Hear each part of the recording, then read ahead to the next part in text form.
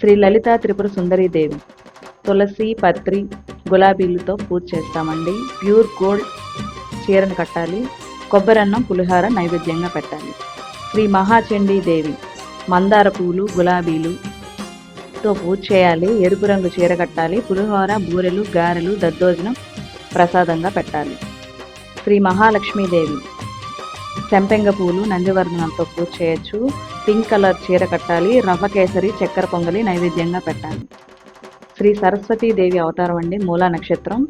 సన్నజాజులు, మల్లెలతో పూజ చేయాలి. తెలుపు రంగు వస్త్రాన్ని కట్టాలి. క్షీరాన్నం, అటుకులు, బెల్లం నైవేద్యంగా పెట్టాలి. శ్రీ దుర్గాదేవి. దుర్గాష్టమి. మారేడు, పత్రి, లిల్లీ పువ్వులతో పూజ చేయాలండి. నిండు రంగు ఎరుపుతో చీర కట్టాలి. అమ్మవారికి అల్లం గారెలు నైవేద్యంగా పెట్టాలి. శ్రీ మహిషాసుర మర్దినీదేవి. మహర్నవి రోజండి. మందారం పూలతో పూజ చేయాలి. ఎరుపు బ్రౌన్ వస్త్రం కట్టాలి. చింతపండు, పులిహోర, పాయసం, గారెలు నైవేద్యంగా పెట్టాలి. శ్రీ రాజరాజేశ్వరి దేవి అవతారం. విజయదశమి రోజు గులాబీలు, చామంతులతో అమ్మవారికి పూజ చేయాలి. పచ్చ చీర కట్టాలి. పులిహోర, గారెల్ని నైవేద్యంగా పెట్టాలి.